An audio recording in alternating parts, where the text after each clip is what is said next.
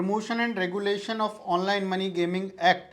की जिस सुनवाई का हमें इंतज़ार था कि 4 नवंबर को कोई सुनवाई होनी है और 4 नवंबर को ये फैसला आएगा कि आखिर ये ऑनलाइन गेम चलेगा या नहीं चलेगा। ऑनलाइन रियल मनी गेम जिस पर पैसा लगाया जाता है, पैसे के बदले कोई पैसा मिलता है, इस तरीके की गेमिंग एक्ट चलेंगे या नहीं चलेंगे,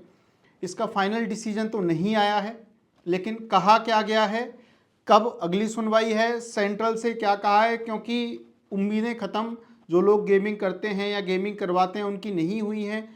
क्योंकि ना तो इस पिटीशन को डिसमिस किया है और ना ही इंटरिम रिलीफ दिया है। इंटरिम रिलीफ का मतलब ये कि हाँ साहब इस एक्ट को रोक दिया गया, लेकिन इसके पीछे की कहानी क्या है, कहा क्यों गया और अगली डेट क्या है, इसकी अगली डेट ज़्यादा डिले ना करते हुए डिस्कस कर लेते हैं। 26 नवंबर 26 नवंबर को अगली सुनवाई होनी है। लेकिन आज की प्रोसीडिंग्स में क्या हुआ, क्या कहा गया, कुछ नोट्स हैं, कुछ बातें हैं जो सुप्रीम कोर्ट में हुई, वो मैं आपको क्रम वाइज बताता जाता हूँ।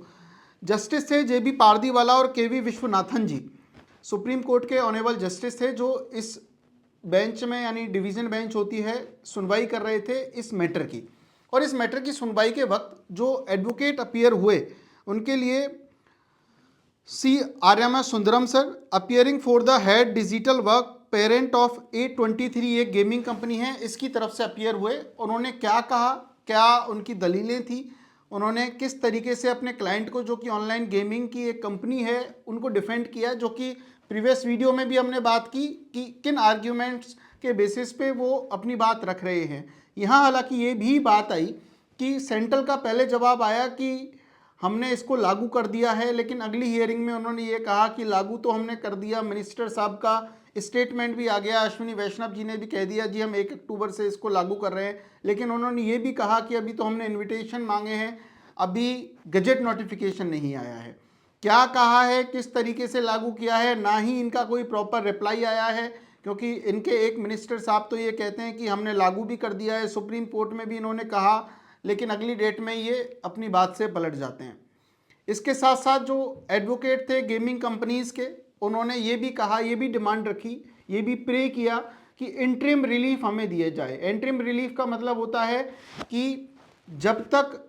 हमें हमारे पक्ष को सही तरीके से सुन के डिसीजन ना दिया जाए, तब तक भी कोई भी ऑनलाइन मनी गेमिंग जो एक्ट है, कानून है, game of skill, game of chance को लेकर जो डायरेक्शंस हैं सेंट्रल गवर्नमेंट की, उनको लागू ना किया जाए। ये होता है बेसिकली इंटरिम रिलीफ का मतलब। लेकिन इंटरिम रिलीफ भी नहीं दिया गया, पिटीशन भी रिजेक्ट नहीं की गई। सेंट्रल से ये पूछा गया, जवाब मांगा गया कि आप जितने भी हाई कोर्ट्स में पिटीशंस लगी रही हैं, और भी पिटीशंस लगी, एक NGO की पिटीशन भी लगी जो प्रीवियस वीडियो में हमने बताया, उन सबको कोलैब करो, क्लब करो और सही से इनकी सुनवाई की जाएगी। 26 नवंबर तक का आपको वक्त है, समय है, आप डिटेल में इसका ऑर्डर पास करें और ये बताएं कि आखिर में आपको इस कानून के लाने के पीछे की मंशा क्या है, किस तरीके से आप इस कानून को डिफेंड करते हैं कि ये कानून सही है। क्योंकि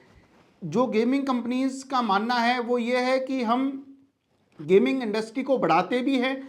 इसके साथ साथ हम गेम ऑफ चांस नहीं करा रहे हैं, हम गेम ऑफ स्किल करा रहे हैं। उनके अपने अपने तर्क हैं। इसके बाद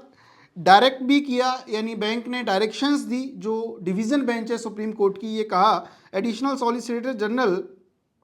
and Venkataraman to file the central's response and instructed that copies be served to all parties in advance. Petitioner have been allowed to file rejoinders to the government submission before the next hearing. बहुत अच्छी सी बात भी ये कही गई, ये कहा गया कि इस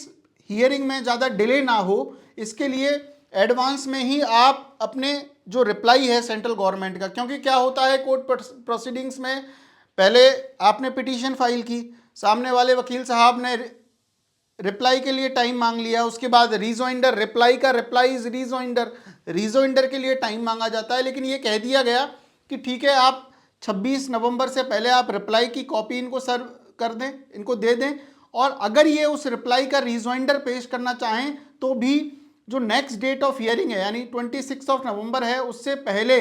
ये लोग अपना रीजॉइंडर भी दे सकते हैं, जिससे रिप्लाई का खेल ना हो कि हमें रिप्लाई के लिए टाइम चाहिए, ये चाहिए, हम हियरिंग को कंटिन्यू कर पाएँ। ये शायद अगर 26 नवंबर को सब कुछ ठीक रहा, रिप्लाई आया, रिजोंडर आया, तो हो सकता है फाइनल हियरिंग इस चीज़ पे हो। इसके साथ साथ ये भी कहा गया, during the proceedings advocate Pranav Bansal representing chess player Manav Arya sought the implemented of state in the case citing existing of parallel state level laws। मतलब ये कि कभी कभी क्या होता है, ये देखने में भी आता है, जो ये ऑनलाइन मनी गेम आया, promotion regulation of the online money gaming act आया,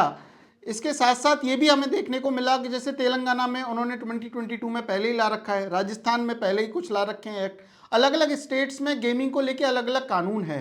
तो आप किस तरीके से देखते हैं, क्योंकि दोनों में सजाओं का प्रावधान भी अलग है। आपने ये कहा इस कानून में कि विक्टिम के फेवर में हम काम करेंगे, और जो यूज़र होगा, जो गेम खेलेगा, हालांकि कानून में कहीं नहीं लिखा हुआ कि आप उसको विक्टिम मानेंगे, लेकिन आपने एक अपने बयानों में कह दिया। कितना आपके बयानों की वैल्यू है, कितनी नहीं है, ये तो आगे इन्वेस्टिगेशन एजेंसी डिसाइड करेंगी। लेकिन तेलंगाना में जो कानून है उसमें यूज़र, जो यूज़ करने वाला है, उसके लिए भी 3 महीने की सज़ा है।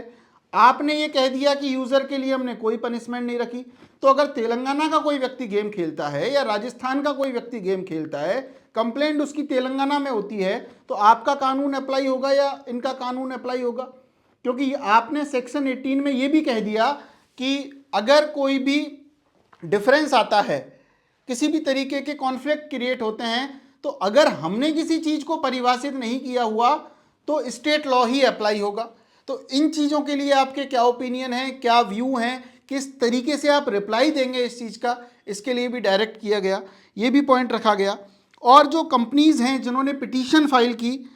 उनमें head digital works operator of A23,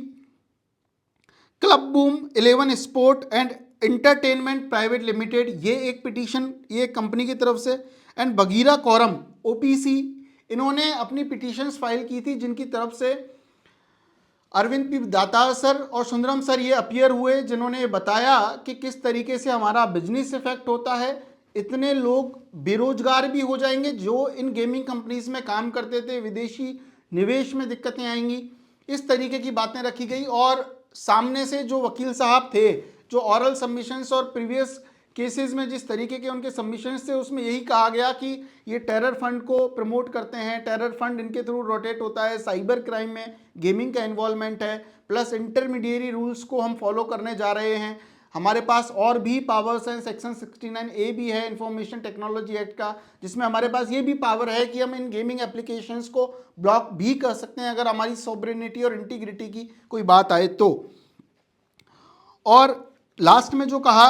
the apex court that is honourable supreme court hearing follows is series of legal challenges transferred from multiple high courts at the instant of union government. Earlier the Supreme Court had directed that all connected matters pending before Delhi, Karnataka and Madhya Pradesh court be consolidated for uniform adjudication, कि अब ये बार बार ये बात ना आए कि वहाँ पे पेंडिंग है, यहाँ पे पेंडिंग है। 26 नवंबर को हम यूनिफॉर्म एडजुडिकेशन के तहत इनको सबको एक तरीके से सुनवाई करेंगे, और आपको रिप्लाई, रिजोइंडर, इन सब के लिए प्रॉपर टाइम मिला है, आप इन चीज़ों को कंप्लीट करिए, और 26 दिसंबर को हम इन चीज़ों की सुनवाई करेंगे। तो जो भी हैं,